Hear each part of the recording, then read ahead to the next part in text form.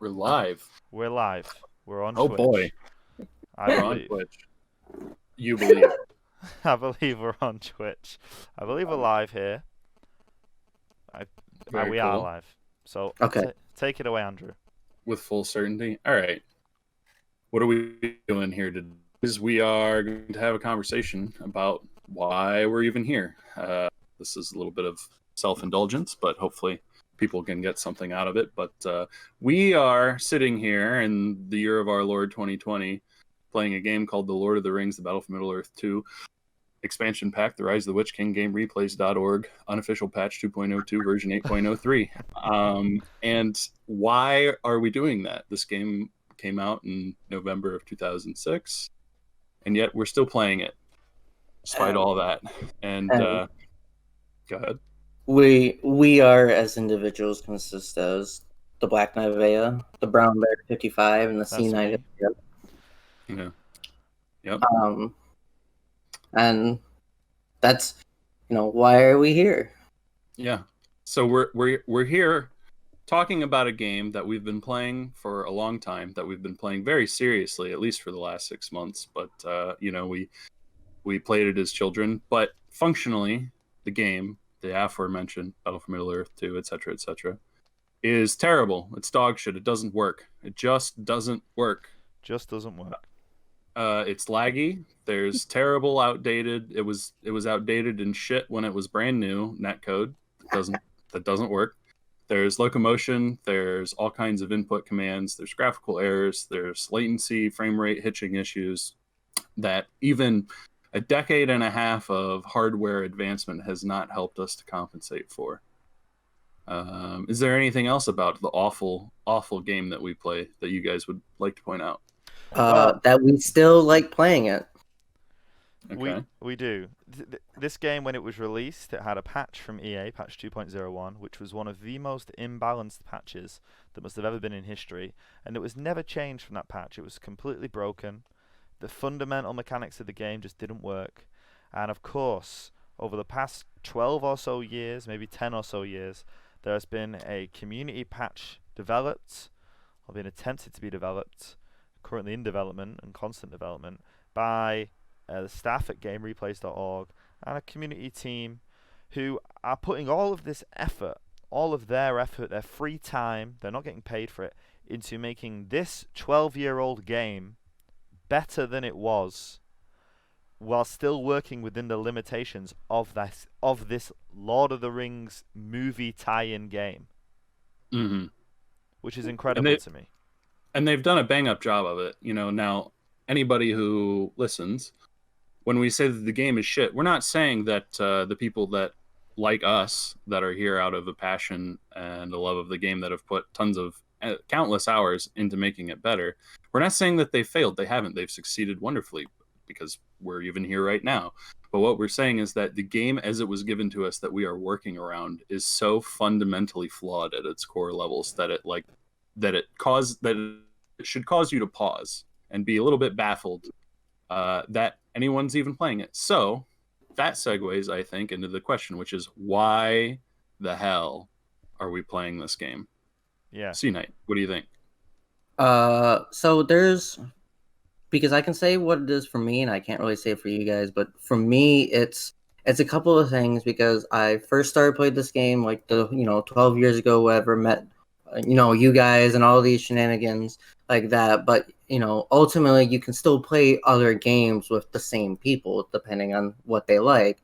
But so why am I now back after taking a decade of hiatus of not playing this game and not even keeping up with it at all in the 10 years? And now that we're running a talk show, for me, there is a certain enjoyment on how the game plays. I do think its resource system is fairly unique, which encourages aggression in the game. I've played other TSs, like a dabble of StarCraft 2. I played Halo Wars 1 a bunch. I played what is that? Not 7-Bit Army, but there was, I think it was like Supreme Commander for like a small bit of time. But all those other games I played with their, fixed build, the fixed build plots for the economic system or the StarCraft 2 resource harvesting system, none of those really gelled with me, unlike Rise of Witch King or the BF Me 2 series, where the resource buildings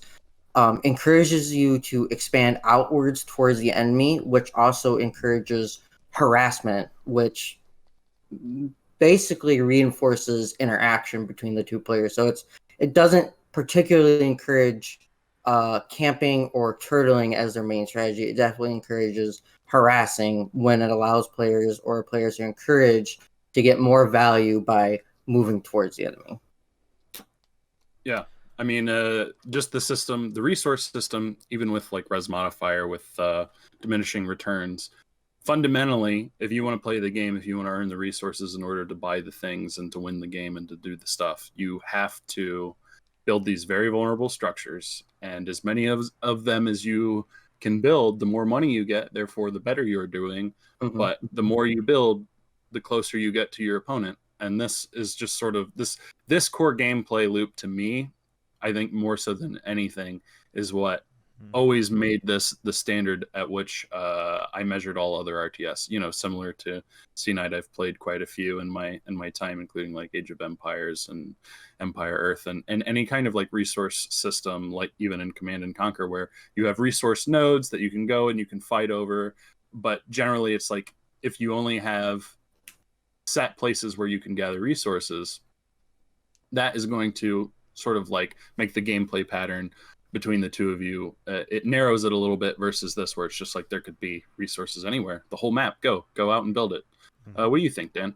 Well, for me, it's a couple of different things. So, you know, obviously I got this game when I was in high school. I was like 16 at the time, or 15 when I first got this game, and I was introduced to it because me and my friends, my one friend in particular, were big Lord of the Rings fans, and he actually played the Lord of the Rings miniature game from Game Workshop, which got him into BFME, and I kind of like dabbled with it, but I never bought any sets, so I just played with his or whatever. We used to go around his and play little wars or whatever. But he got into BFME 2, so a big part of it that can't really be understated is the Lord of the Rings skin that this RTS lives under. It is a known IP. It is a worldwide phenomenon. This was, you know, peak. These movies came out, they were the biggest fantasy movies. They started this whole kickstart of the fantasy genre in a huge way, this restart of that.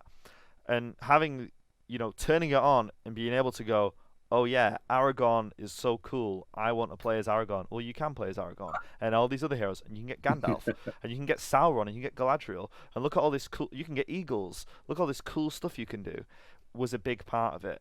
Now I've spoken. Oh, holy shit, Glorfindel's in this. Oh, Glorfindel's in it. He was taken out of the films because, like, you know, he was replaced with Arwen in the films, and it was just like kind of nerds being able to nerd out over a Lord of the Rings game. That even if people didn't necessarily like Lord of the Rings, that I must say is the first thing that brought people to it.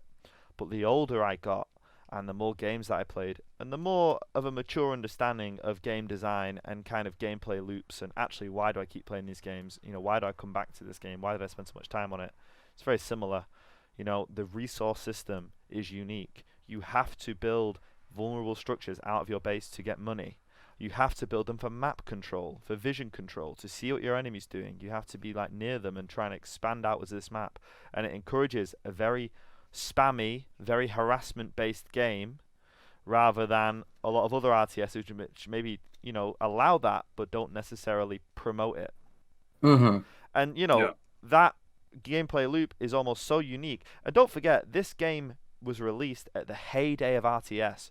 So why do we play it instead of Command and Conquer and all these really well polished RTS games which still have a competitive scene? Why did we play this non-supported game?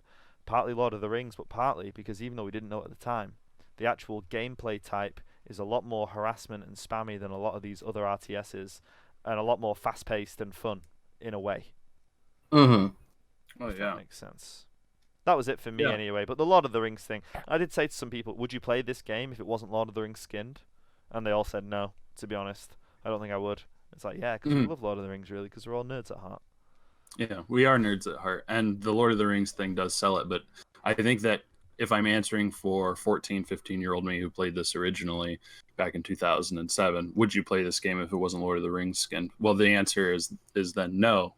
But here we are again, you know, in current year, whatever the hell it is, playing it despite having spent many years playing competitive collegiate League of Legends, other games, playing StarCraft 2.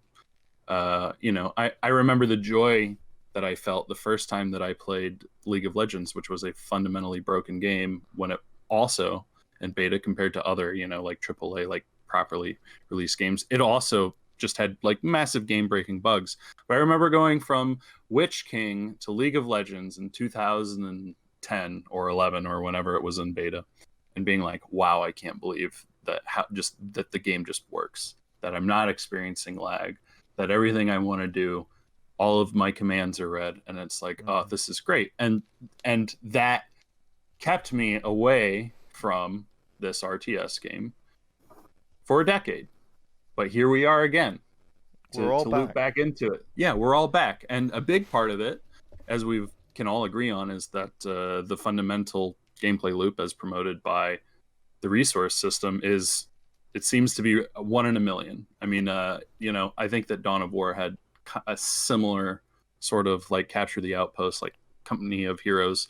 You were forced to go and control spaces, but they were sort of, it was always like there's a set point on the map that you can go, and if you capture that space and you control it, then you get resources. There's no other game off the dome where it's you build the structure, you decide where it is. It can be anywhere. Now build them and go find your opponents. But more than that, okay, it's more than just us. It's more than just nostalgia of we've been playing RTS and we missed this kind of particular game. We're sitting at a point in the history of our game that is unparalleled. Having played it back then, coming now here, picked it up again a year ago. In the last few months, we have had 2 major money tournaments with prize pools exceeding $300 for 2 of them, along with endless amounts of community organized for fun tournaments. And people other than us are playing this game, trying to figure it out, trying to solve the game, trying to be as good at it. They want to prove that they're the best. They want to be able to win these tournaments, but there's a drive. Buzz, buzz, buzz.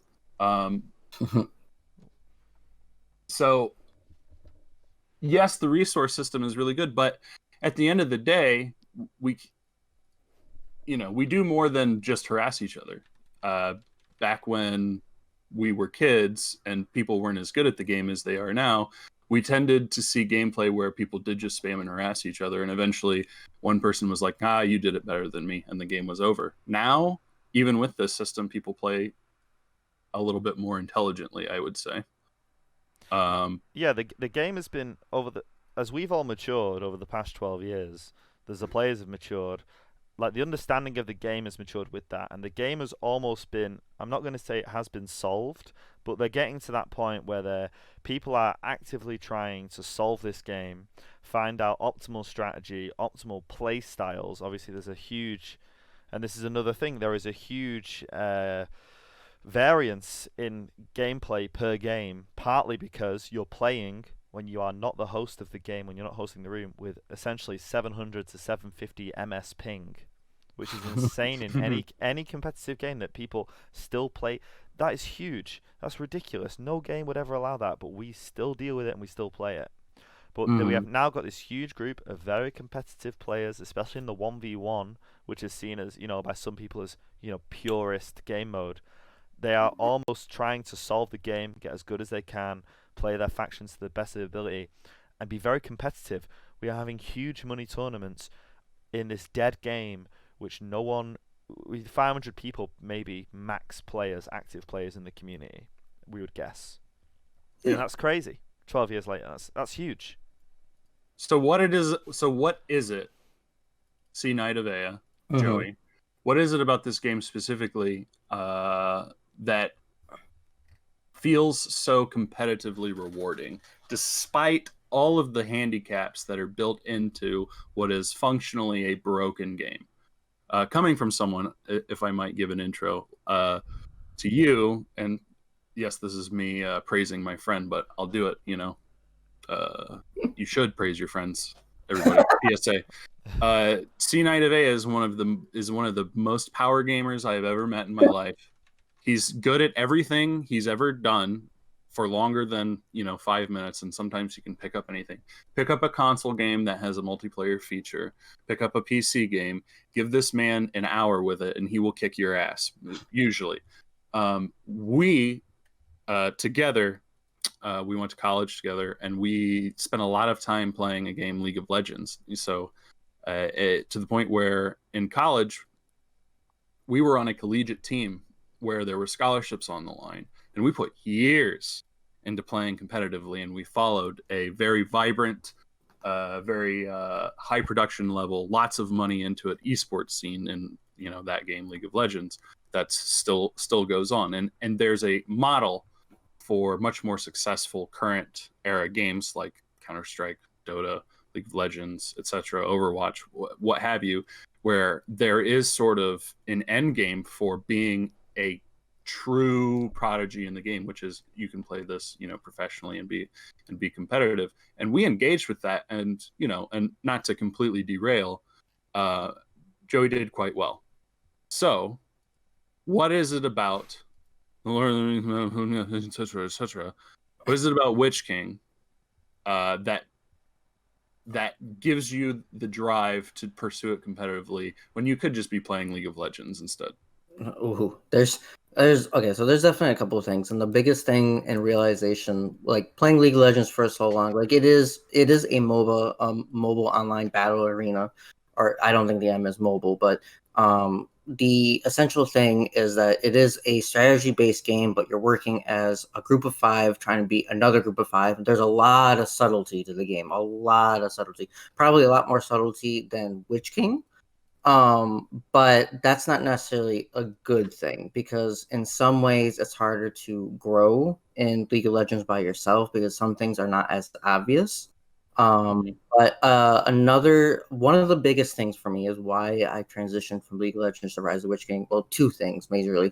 The first one is actually less important, but I'm going to start with it first, is that the ability to employ a strategy in League of Legends is not as rewarding as it is Rise of Witch King. Like Rise of Witch King, you have all these tactics. Like even though, let's say, no one's building pikes and you have direwolves as Angmar, those direwolves can still be effective because they allow you to force fights, and you still won't get a lot of value of the direwolves, but just having the ability to force fights or using those same direwolves and harassing on the other side of the map. Like these are different kind of strategies or tactics that you can use in Rise of the Witch King that allows you to pressure the opponent in different ways, and you can actively think about and employ them. With League of Legends, there's almost like some people call it like a 30% chance or like a 60% chance that your effort in the game doesn't actually contribute to the actual win or loss of the game. Like there are games where even if I become super strong, I don't feel like I employ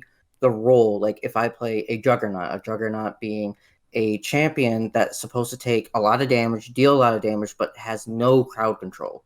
So ideally, you're supposed to be able to do that function, but oftentimes the game blows up in a way where you either do too much damage where you can't even tank it, you can't even take that much damage before you can deal it, or you just get stuck in a team fight and you can't do anything. Like there's a lot of cases where you don't actually get to play the strategy aspect of League of Legends because the advantages has accrued so much in one team's favor, where you don't get the enjoyment of actually playing the game, just getting rewarded for playing it well, which is a little frustrating. And then coming to Rise of Witch King with that experience was a lot more enjoyable when you can actively employ your own tactics and enjoy or reap the rewards or the punishments from them. Right. You're kind of like the master of your own destiny, right? Because Yeah. a big part of what you're saying is that one is obviously a team game, and lots of popular games right now are basically all team games. So that there is a joy in like, well, if you play a 1v1 in any RTS and you lose, you really have nobody to blame but yourself and lag, and it was your brother playing, and etc. Yeah. etc. But so that's satisfying, but even more than that, right? Yeah. You're Yeah. describing something more than just like, I was tired of having to rely on teammates. If I want to be good at a video game, I would like my own merits to speak for themselves and be free of, all of the extraneous things. But very fundamentally, games like League and Counter-Strike, they're are limits on your ability to express your own play style and sort of like discover your own way to play. Yeah. And Well, be able to employ that enjoyably. well, Yeah. it ties into that as well because, several years ago, perhaps we're talking maybe 2006 to 2010, or maybe 2008, there was this kind of there were server lists on games. So if you played an online game, there was dedicated servers, and you could choose a dedicated server to hop onto. So there was a sense of community even in these huge games. And then that obviously, and I think it actually really started with Call of Duty, like Modern Warfare 2 was one of the big ones to stop having it, I think, on PC. So they said, we're not going to have it anymore. You're just going to go on to find a game and it will put you in a server. So suddenly these communities that in the golden age, as it were, of online gaming up until that point were thriving on all these different games, they ceased to become a thing. You didn't play. I mean, you might have found random people to play with every now and then, but you didn't know the community you played on your server. You didn't see the same faces every day, not in the same organic way. Now, Yeah.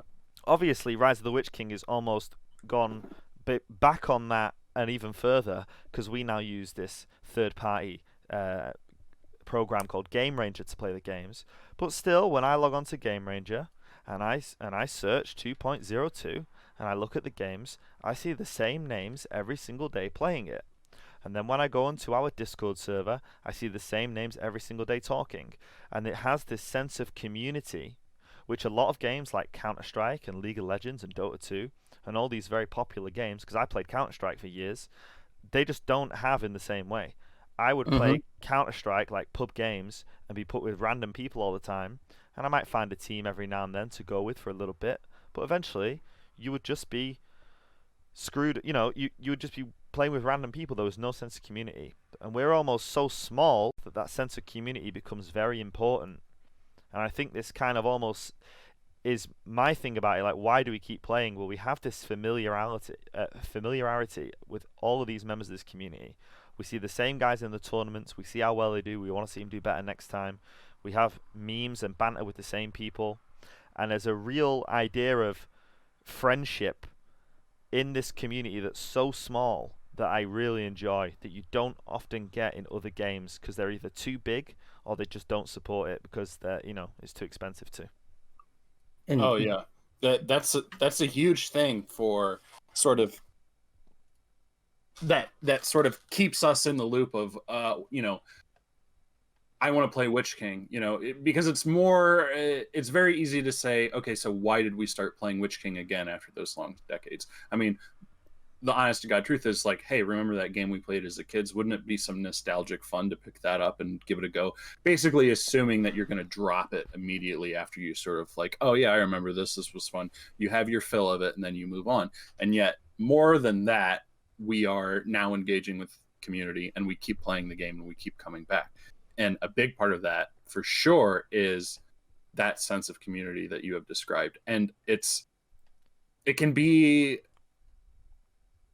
such a good thing, mostly in my opinion, because you kind of like weed out a lot of like the most inane, obnoxious parts of modern online gaming culture, and it kind of like cuts down on the toxicity. Not to say that there aren't obnoxious, ragey people that play the game, but the thing is that if I go into a 4v4 on Game Ranger, right?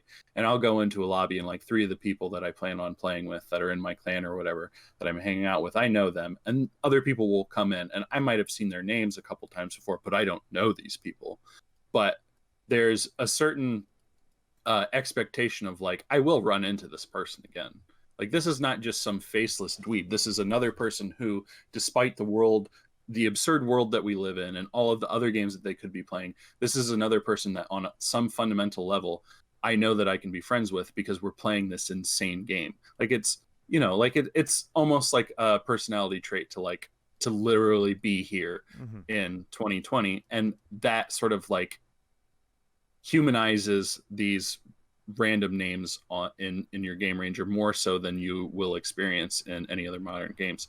And that to me is a really enriching sort of experience. Yeah, Yeah. this is essentially a sports club that we go on every single day. And you might go to a sports center and play tennis or whatever, and you might not know everyone there, but when you see the same people doing the same thing as you, there is a sense of community. And there's this idea of like, well, I'm not going to be mean to these people or piss them off or whatever. I'm going to treat everyone as a friend, because at the end of the day, this community is so small that it relies on repeat business. It relies on people still playing the game and encouraging them to play and encouraging their friends to play, etc. So there isn't room in this community, although people are toxic or whatever, there isn't really room on a big level to be mean and flame each other and piss each other off, because it's like, well, if that guy bans me from his 4v4 rooms, he hosts 5 of them a day out of the 20 a day that are hosted. So I'm going to miss out on a quarter of games that I could play, and I might go on and no one else is hosting it. It's just him. It's 7 out of 8, and I can't join. And it's like, there's almost this like thing in the background of like, well, you don't want to be mean anyway. But especially when you look around and all these guys that we have this banter with, whatever, at the end of the day, they're logging onto a 12-year-old game just like you are because they like it just like you do. So there's a kind of a respect that's already there for everyone in the community, I think. A baseline, at least, yeah. Yeah, which to me adds into the competitive aspect. Anyone who plays this game right now can join these competitions. We had the World Championship, and we had new players who just picked up this game, hadn't been playing for even a month, joining that World Championship and going against some of the best players in the game. You can never play Counter-Strike, and you can never go against the best players in the game. Same as League of Legends, you can only dream of attaining their skill. In this game, you can literally go and join them in a 1v1 room, get absolutely trashed by them, and then watch the replay back and see what they did and try and copy it the next game. And there's something about that small community which leads into this, for me, a better version of competitiveness, because the competitive level that everyone's at is attainable. Yeah. Yeah, I think that that's true too. And so let's like reframe going a little bit forward. Just try to anyway. So we've talked about how much more satisfying it is to play this game versus some modern games, because it's easier to sort of come up with your own strategy or your own tactics and be like, I think that this is going to work. And obviously there's a skill floor of like, you need to have these skills in order to play this game successfully. But despite the small community, these skills are pretty accessible. But you have this freedom to express your own play style mixed with this small, tight-knit community that does provide enough games with enough different opponents to stay interesting, but still with a certain like familiarity to have friendly rivalries and to have some banter and to have tangible but achievable measuring sticks with which to measure yourself against. Yeah. Is there anything on top of that you would want to add, SeaKnight? Nothing at the moment, no. No. Okay. Well, so we're talking about competition.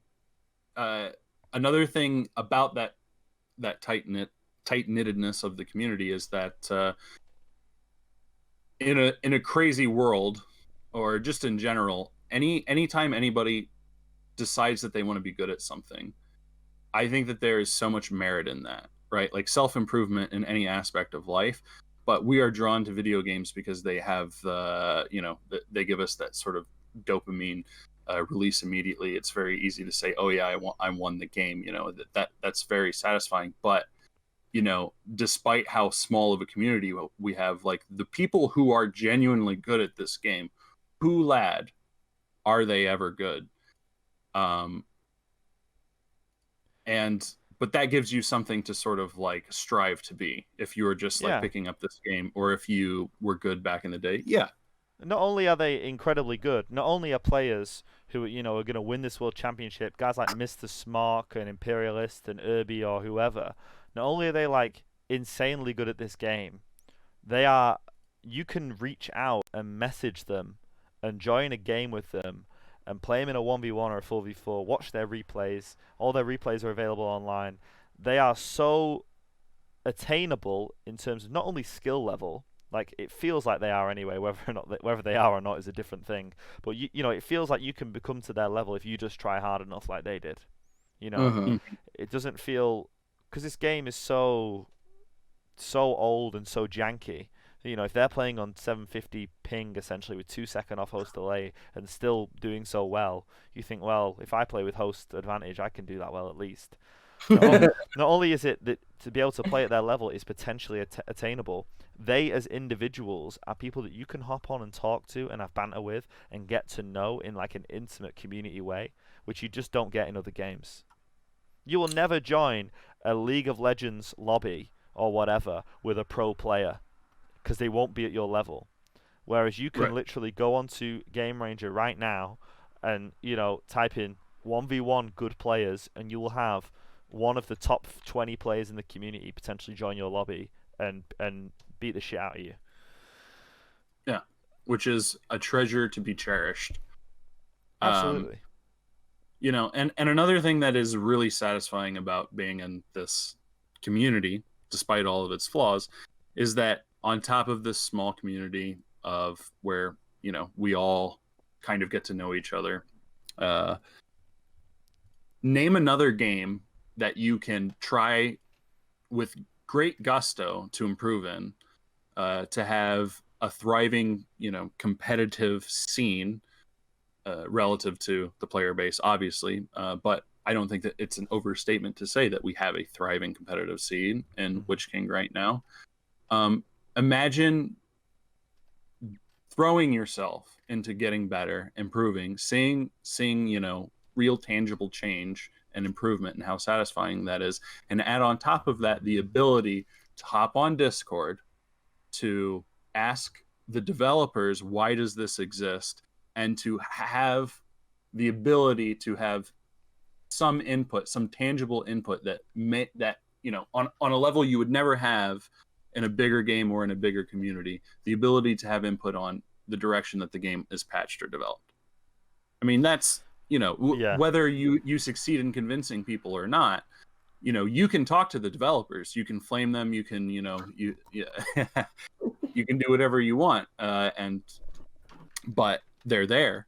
You know, they're not just these faceless overlords that will dictate what happens to your favorite game. You know, that I think that can't be overstated as something that is really special about this game and this, you know, and this community, is that I think that anybody who's here right now that plays seriously feels some level of like ownership over the whole thing, if you know what I mean.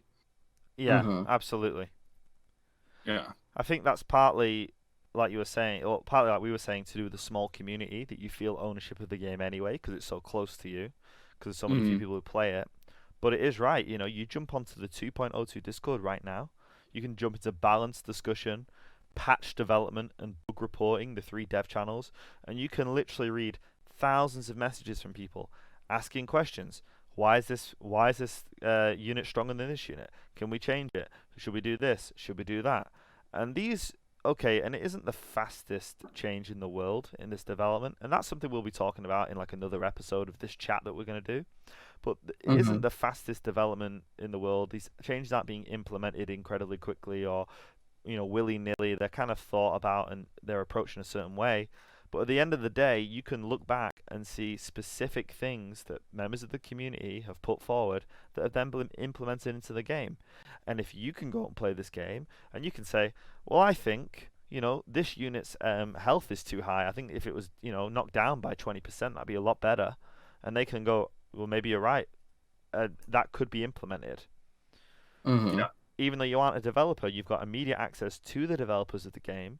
You can play with them and talk to them and understand where they're coming from as they explain themselves in the patch development post as well. And you can really take ownership of this game in a big way and help mold it into what you want it to be and what we want it to be as a community. Yeah. And that's huge. And that's so appealing. Yeah, it's huge. It's super appealing to you know, really feel like whatever you put into a game or a community, you know, you can kind of feel or see the results of it sort of directly. Yeah. And that kind of sets us it's a pretty nice alley-oop for. So we've answered the question of why do we play The Lord of the Rings, The Battle for Middle-earth 2, etc., etc.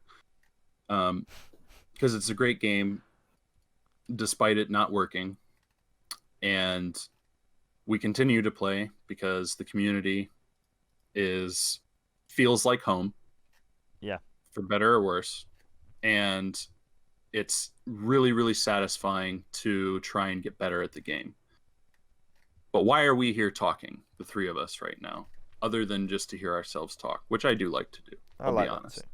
Yeah. Well, maybe just to explain it to the guys in chat and the people who are going to be listening to this maybe in the future, what we wanted, just to explain a little bit what we wanted to do with what we're doing right now and what our kind of ideas were, is first of all, us three, me, BlackKnight of and SeaKnightofEa, we just wanted to have fun with each other. We're friends. We like talking about this game, and we wanted to maybe invite some of you guys into some of the conversations that we've been having, behind closed doors, and maybe have some of these out in the open, because we think that perhaps we've touched upon some things or are able to touch upon some things which other members of the community feel the same way, and perhaps they just aren't able to express it or don't want to express it in the way that we kind of do, to an audience like this, to try and foster this discussion.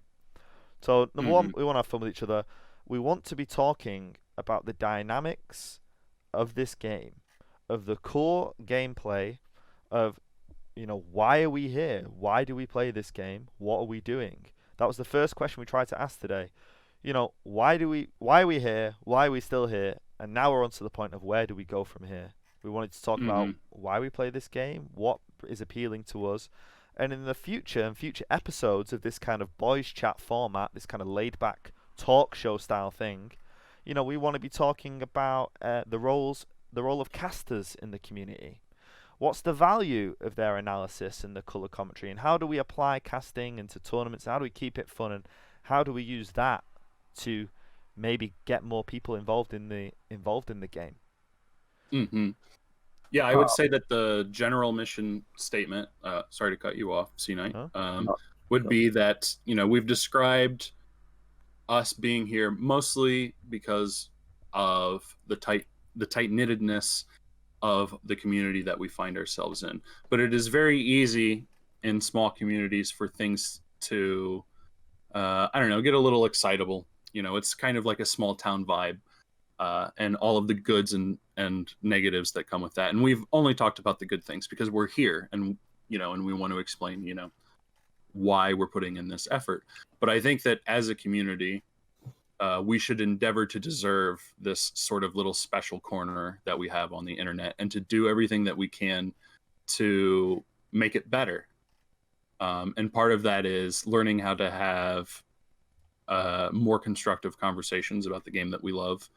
And just from the gameplay aspect of there's a lot of fun in examining, the game itself, how people are playing it, and who's going to win in Shanks's World Championship, et cetera, et cetera. And and so these are all topics that we're going to try and approach on in the future. We've actually got a few. I'll just quickly rattle some of these off just to give you an idea of things. These aren't set in stone, things that we might want to talk about. We want to do predictions for Shanks's World Championships, discussing players, discussing that kind of rivalry and their histories and who we think is going to win. The implications of the Rise of the Witch King new league that's coming out and how that's going to change the competitive landscape of this game, how it's going to change future tournaments, how it's going to hurt and help the community and the culture. We're going to talk about 2.01, the original patch that we played on, this history lesson, the Renaissance, the 2.01 versus 2.02 beef, the history of the game, like what we know, people that we knew, these incredible players and all these incredible drama that you guys missed out on. New game mechanics, revealed random versus unrevealed random. Yeah, keep an eye out for the blood sports. Keep an eye out for blood sports. Me versus Truckee right here. Revealed random versus unrevealed random now. Sunday. Pay-per-view. There's going to be blood everywhere. Ah, God, that man had a family. We want to have a constructive conversation. Yeah. But This constructive conversation about, there are people who have played this game who have never played it, where when you selected random, your opponent did not know what you were when you loaded the game. There are people who've never played that, and that was a change made by developers for a certain reason. We're going to be discussing if that was a good thing, if it was a bad thing, the pros and the cons, and why we play it as we do now, maybe changing it, or if we do change it, We're going to be discussing 2.02's quote-unquote mission statement, their goal of it being a refined vanilla experience. Is that what we want to be doing as a community? Is that the way we should be pushing it? What are the pros and cons? What makes a good player? What are the skills that define an expert? Does that need to change the way we actually evaluate players? Ooh. And one of the big things is how what we want to do is try and create a collective vocabulary amongst the community so that individuals can better explain and have a better dialogue with themselves, other players, and the developer about what they actually want. Saying something is overpowered isn't helpful, guys. That doesn't mean anything. That is the most overused sentence. Oh, towers are overpowered. What do you mean? Do you mean they're too tanky? Do you mean they do too much damage? Do you mean that they're too easy to build? Do you think they should take longer? Do you think they should have less health? Do you think it should be easier to damage? Do you think they shouldn't be able to have units in? Just saying to a developer, well, towers are overpowered, fix it. And they go, oh, okay. It just isn't helpful. So I think having a better, more wider collective vocabulary will be really good. And also, teaching some of you guys how to have some banter and a little bit of fun. We play a 12-year-old game, boys. If you sat there taking it that seriously, okay, you need to learn how to laugh at yourselves a little bit. And if anyone wants to join the fun run, which is the current picture, so we can teach the SDK clan how to actually get good at the game, feel free to sign up at getgoodsdk.com, all right? Yeah. Wonderful, wonderful. All right. We interrupted you there, Joey. What were some of your thoughts? I hope you retained your thought. It's essentially because it's definitely about the vocabulary, but it's essentially a talk show where we are not talking so close about the balance. We're talking more of the cultural and the more kind of context around the game itself. And if we can through our personal experiences or things that we've looked into and delved into, if we can explain or give listeners the ability to express themselves better. The whole vocabulary thing was a major point for me, because changing the words overpowered and broken to mean things like I think it's not as strong if they had if towers had less health or more damage. One thing as a hint of what I want to talk about is iterative game design and towers. Just this what if statement. What if towers were what they are now, but they took 3 minutes to build instead of 45 seconds? It's what would the game be then? Would towers be better? If towers maybe were the same with those standards, you start thinking, are they overpowered in their build time? Are they overpowered not building fast enough? It's better. Those are the vocabulary things that we would want to be able to talk about, to see if people would be more expressible and how they explain what they don't like, but what they also do like about the game. So we may be able to, as a collective community, go towards the direction of the game that most of the community will like, because obviously there will be some people that may not like a change revealed random versus unrevealed random. Yeah, sure. And a big part of that and we're gonna have a full episode on this in the future, but a big part of it does boil down to, when you're discussing this game and when you're communicating with developers or people that have set aside big chunks of their life in order to make this very special game that you're still playing despite how absurd it is, when you go to them and you complain about the game, maybe understand the difference between saying that this is overpowered, which is theoretically an objective statement that you can argue, and I don't like this, I wish it were different, because they're two different goddamn statements, and we should at least understand them as a community. We'll be better if we do. Yep. Yeah, understanding. And we've just seen someone in the chat said, oh, Battle Wagon's OP. Yeah, explain it. What are you saying? Because are you saying that Men of Dale Battle Wagons are OP? Are you saying they shouldn't one-shot pikes? Are you saying that Men of Dale are too cheap? Are you saying that their damage is too strong? Are you saying that the movement of Battle Wagons is too good? What is it specifically that you want changing? Because any slight change to any of those has a huge effect on that unit. So the developers need to understand. I think, to be fair, in the idea of Battle Wagons, they do understand probably now what they're going to do. But if you say, well, Battle Wagons OP, change it, they go, okay, we've now made them take 10 seconds longer to build. Oh, right, okay. Well, that's not what I meant. I actually meant that they're really annoying to play against, but I love using them because they're so strong because they trample really good. Oh, okay. You want the trample reduce? No, not the trample. I wanted the Menadale. Oh, okay. We'll say that then. Don't say they're overpowered. Or do, but explain. Yeah.